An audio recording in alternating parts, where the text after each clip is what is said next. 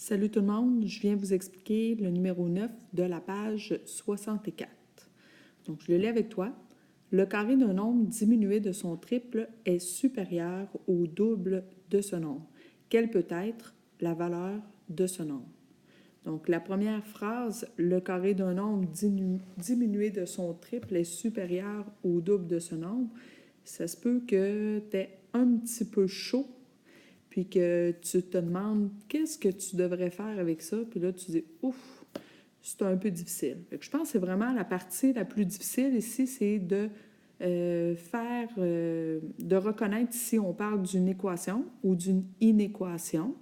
Donc, déjà là, je pense que tu pourras avoir un bon indice dans la première phrase où est-ce que je te dis « est supérieur », donc ça veut dire plus grand que. Donc, oups, on sait qu'on a une inéquation. Donc, déjà, en partant comme ça nous aide un peu. Ensuite, qu'est-ce qu'on veut? Bien, ce qu'on veut, c'est la valeur du nombre. Donc, si on veut une valeur, ça veut dire qu'on doit avoir une inéquation qu'on veut résoudre. Et on veut la valeur de quoi? Bien, on veut la valeur d'un nombre. Puisque je ne sais pas c'est quoi ce nombre-là, bien, je vais lui donner une variable. Moi, j'ai décidé que ma variable, ça serait x, et mon x va représenter un nombre. Maintenant, je vais aller relire la première phrase que je te dis, qui est un petit peu difficile. Puis, en relisant cette phrase-là, je vais être capable d'aller écrire mon inéquation qui va être adéquate à cette situation-là. Le carré d'un nombre. Donc, j'arrête là. Le carré d'un nombre. OK, c'est quoi le nombre? Bien, on a dit que c'était x. Donc, le carré de mon nombre, ça va être x au carré. Donc, voici la première partie. Diminuer. Oh, diminuer. J'arrête à diminuer. Quand j'entends diminuer, ça veut dire que je dois avoir une soustraction à quelque part. Donc, diminuer, moins, de son triple. De son triple, je vais arrêter encore une fois ici, de son triple. Donc, le triple de quoi? Le triple, ça veut dire 3. Le triple de quoi? Le triple du nombre. Donc, si c'est le triple du nombre, ça va être 3 fois x.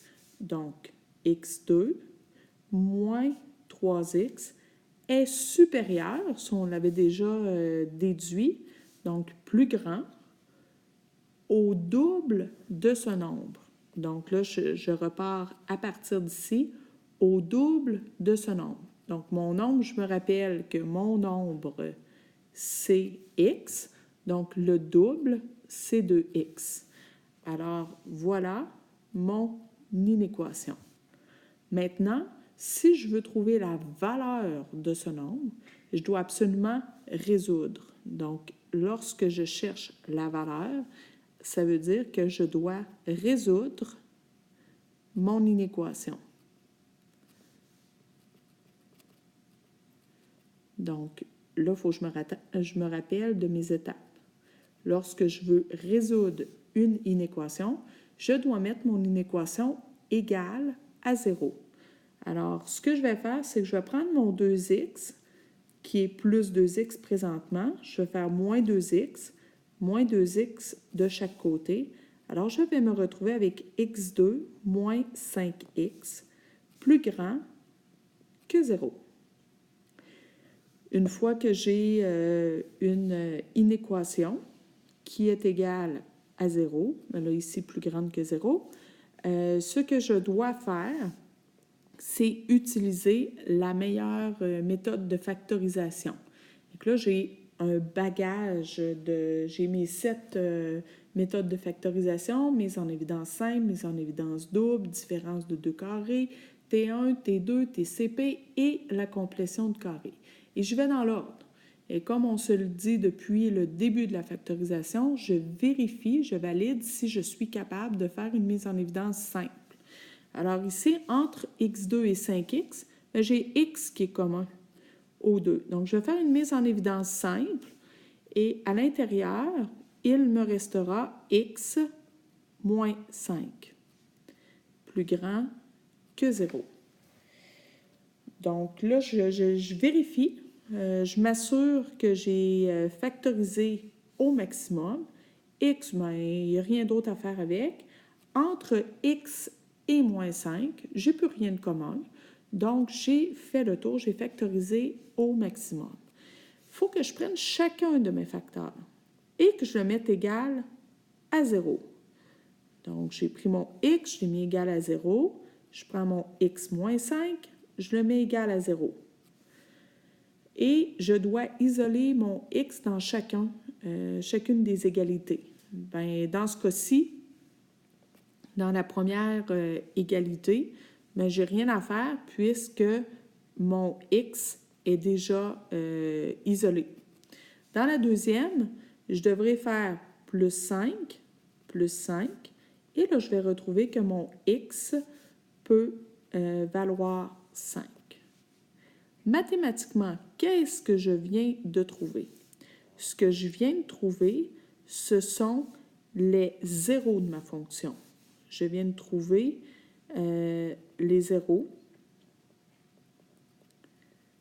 de mon équation du deuxième degré. Donc, ça, c'est ce que je viens de trouver. Puisque j'ai une inéquation, mais je n'ai pas terminé. Et je dois savoir, quand j'ai une inéquation, ce que je cherche, ce ne sont pas les zéros comme dans une équation, mais plutôt le signe de ma fonction. Donc là, si je veux trouver le signe de ma fonction, ce qu'on s'était dit, c'est on s'en vient tracer une droite, puis on peut tracer l'axe des X et l'axe des Y. Puis, sur cette droite-là, on s'en va écrire les deux zéros de notre fonction. Donc, je vais avoir un 0 à 0. Je vais en avoir un ici, puis je vais en avoir un à 5. Là, je n'ai pas fait mes points tout de suite parce que je veux vous amener dans l'inéquation. On va aller voir l'inéquation. Regardez, l'inéquation, elle est ici. Le symbole que j'ai, c'est plus grand. Et lorsque j'ai plus grand, les zéros dans ce cas-ci ne sont pas inclus. Les zéros ne sont pas inclus. Pourquoi les zéros ne sont pas inclus? Parce que j'ai plus grand. Pour que les zéros soient inclus, il aurait fallu que j'ai plus grand ou égal ou plus petit ou égal. Donc ça fait partie des choses qu'on a déjà vues. Alors, je vais aller faire mes points et je vais faire des points vides à 0 et un point vide à 5. Là, par la suite, ce que je vais faire, c'est que je vais aller tracer ma parabole. Fait que ma parabole, elle peut être tournée vers le haut ou tournée vers le bas. Pour être capable de savoir si elle est tournée vers le haut ou vers le bas, je dois aller voir devant mon x2, juste ici, quelle est la valeur de mon a. Et là, si vous remarquez bien, j'ai pris l'inéquation lorsqu'elle est égale à 0. Je vais faire cette observation-là de mon a lorsque mon inéquation est égale à 0. Donc, lorsque mon inéquation est égale à 0, mon a, présentement, est plus grand que 0, ce qui veut dire que ma parabole, elle est tournée vers le haut. Donc, je m'en viens dessiner ma parabole, ici.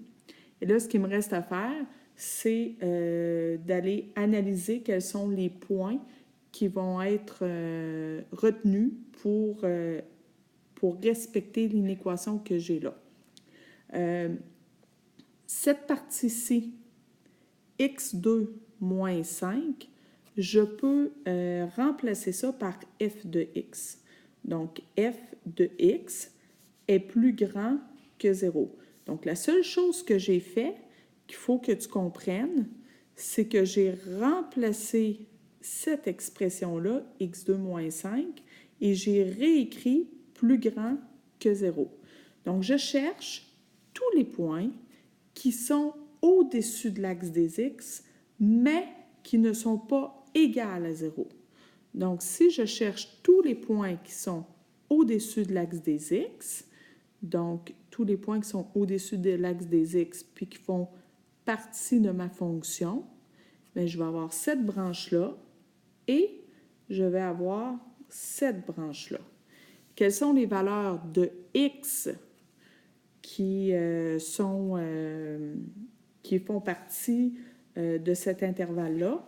Eh bien, j'aurai finalement toutes les valeurs à partir de mon 0 jusqu'à moins l'infini ou les valeurs à partir de 5 jusqu'à plus l'infini. Comment j'écris ça? Mais toujours de gauche à droite. Donc, f de x est plus grand ou égal à 0 pour